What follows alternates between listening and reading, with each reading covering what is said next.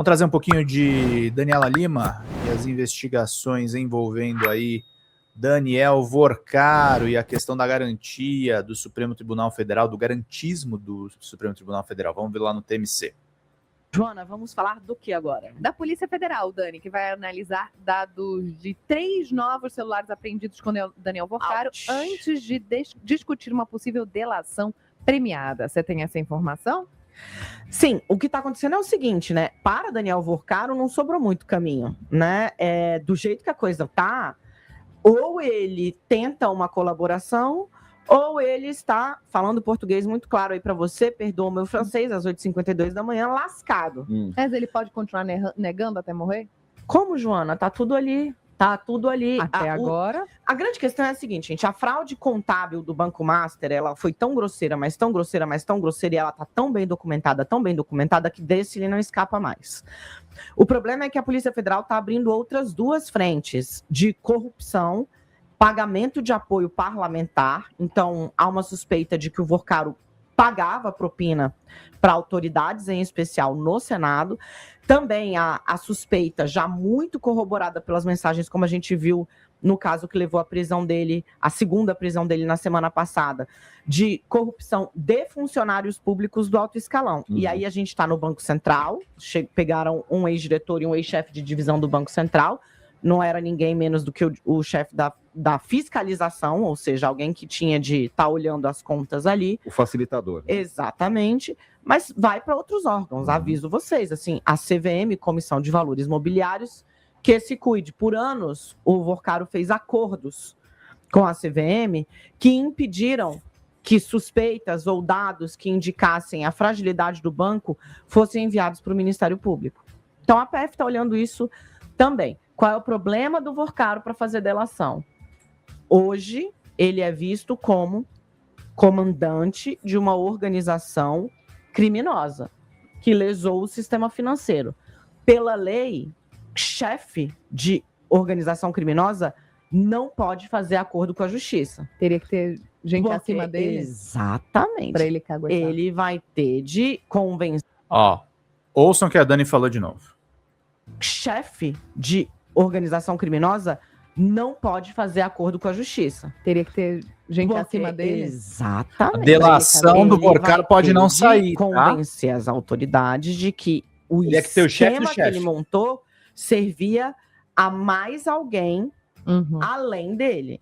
Vai dar para fazer isso? Vamos ter que ver. Agora, Dani, vai demorar ainda, né? Porque eu sinto que esse assunto é o único, praticamente. Ele era o operador ou ele era o operador ou ele era o chefe?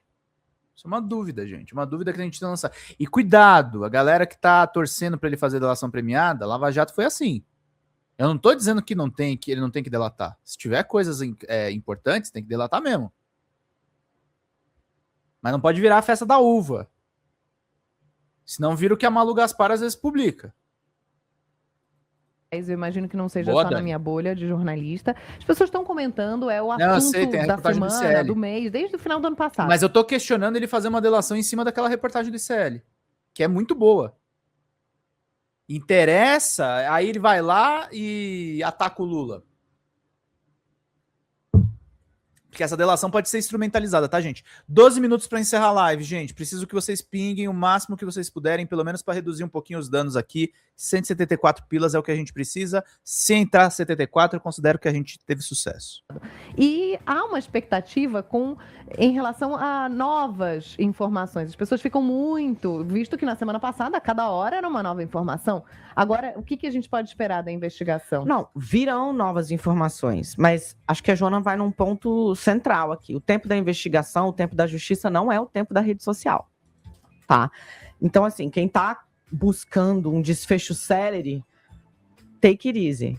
Vai com calma, não vai ter desfecho célere. Vamos pensar aqui nos esquemas mais intrincados. Vamos pensar quanto tempo levou a investigação da tentativa de golpe que levou ao 8 de janeiro. Quantos anos, né?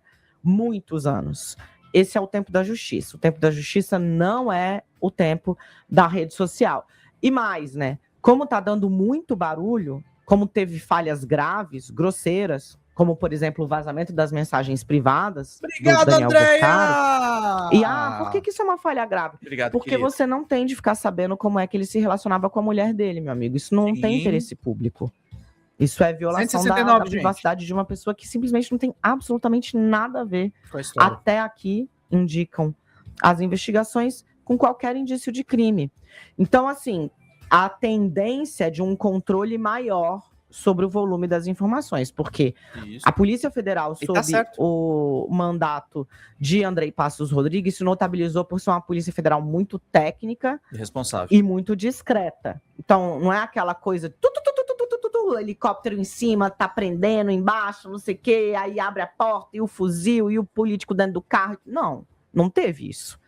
Né? Nesses últimos 4 anos, nesses últimos 3 anos, a gente viu a PF trabalhando muito, mas sem exposição dos indivíduos. Para não macular essa trajetória, entendo que haverá um controle maior, Joana. É isso aí, gente. Dani mandando bem pra cacete. Deixa eu ver aqui outros comentários de vocês, queridos e queridas. Vamos lá pra gente trazer aí umas últimas informações e depois eu vou ter que fechar a live, gente, felizmente. Zé Chuvisco, vamos lá. Bora.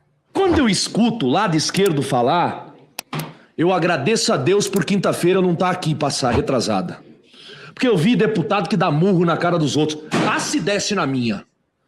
Eu perderia o meu mandato, mas ia sair daqui sem um dente na boca. Porque aqui é homem, rapaz. Pode ter tapa na mesa, pode ter deputado que acha que é valentão, mas algumas coisas estão aí que são provas.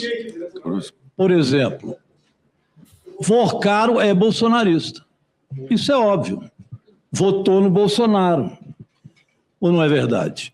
Deu 5 milhões para a campanha dele e do Tarcísio de Freitas. Exato. Deu um avião para o Nicolas fazer campanha no segundo turno das eleições, sem declaração, sem absolutamente nada. E deu para o Banco do Zema a condição dele explorar aposentado. Ou seja, Bolsonaro é simpatizante de Vorcaro e vice-versa. Esse é Vorcaro e esse é Zetel. Mas eu quero que as investigações elas andem. E aí eu quero falar um pouco do Zetel. Preciso quebrar o sigilo dele. Zetel é o sócio de Vorcaro. Foi exatamente ele quem fazia o financiamento e as operações econômicas de Vorcaro. Então, Zetel tem na sua conta para quem ele passou, inclusive, o dinheiro roubado do Master. Eu sou de Belo Horizonte, nasci em Belo Horizonte. E conheço bem, para dizer que Vorcaro, Zetel, Nicolas, claro, Sicário, eram todos bolsonaristas. Participam, inclusive, de uma igreja onde o pastor Valadão faz campanha para Bolsonaro e faz questão de fazer, nenhum problema nisso. Mas é preciso saber com quem eles estão. E isso não adianta dar tapa na mesa, dar de valentão, ameaçar quebrar o dente dos outros, porque essa verdade ela já está estabelecida. Obrigado, Janice. Agora, não pode haver blindagem. Quebrou-se agora o sigilo, e o que nós vimos nesse sigilo? Pouco que chegou. Não tinha ninguém da esquerda no telefone de Vorcaro, ninguém. Tinham vários deputados, senadores do Centrão, da esquerda ninguém. Da esquerda ninguém. Nenhum deputado, nenhum senador. Já pensou se achassem lá o telefone de alguém do PT? Ou do Lulinha? Nossa Senhora, o fim do mundo. Mas pôde aparecer do Nicolas, que disse que não sabia que o avião era do Vorcaro, mas apareceu do assessor dele, que hoje é vereador em Belo Horizonte, que é quem fazia os contatos para andar de avião para lá e para cá do Vorcaro. Será que não tinha uma relação maior que essa? Eu acho que se nós quebrarmos o sigilo do Zetel, nós vamos saber.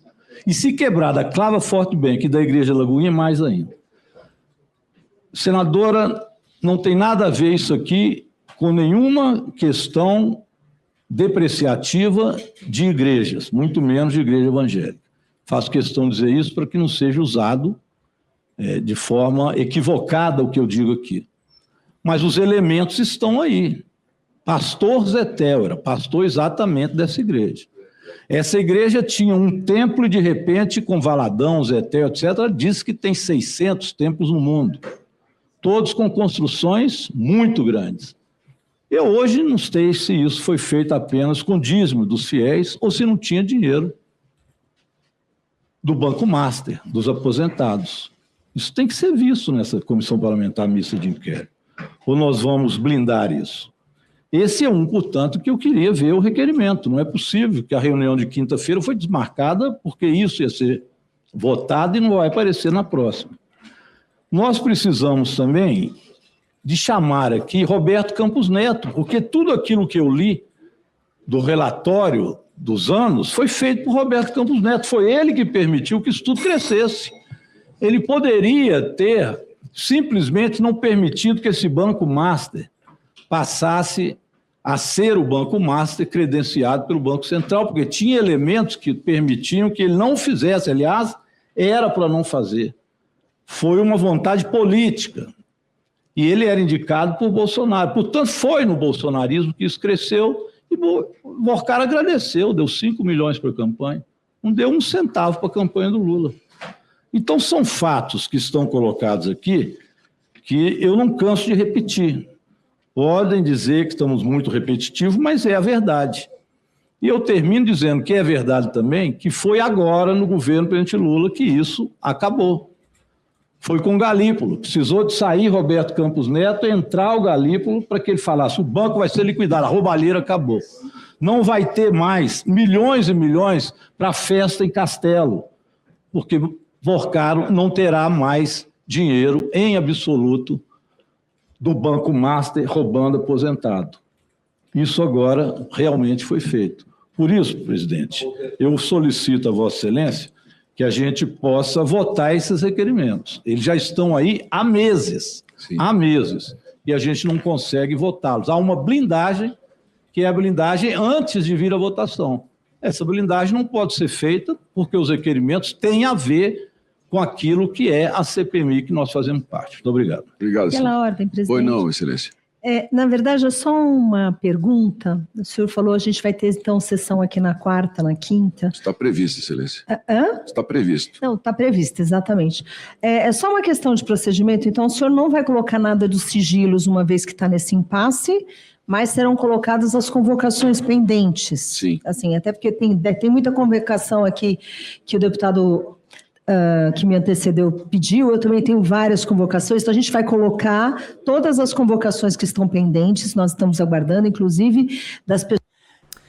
Fala, galera da Folha TV, não se esquece de se inscrever aqui no nosso canal para assistir programas como Folha Notícias Manhã, Folha Notícias Noite, o nosso Folha Entrevista e o nosso Barzinho das Meninas. Muitas coisas bacanas a gente acompanha por aqui e a gente precisa muito, muito do apoio de vocês para nosso trabalho jornalístico, investigativo, de curadoria de conteúdo, com vocês ajudando no nosso Pix, folhademocrata@gmail.com, ou mandando superchats, valeu demais, e os recursos financeiros, tornando-se membro do nosso canal, no nosso curso de jornalismo básico, para você ficar muito bem informado a respeito de tudo. Queridos e queridas, muito obrigado pela presença de todos vocês, vida longa e próspera. Cuidem-se, cuidem dos seus e não esquece de se inscrever aqui na Folha TV. Até mais!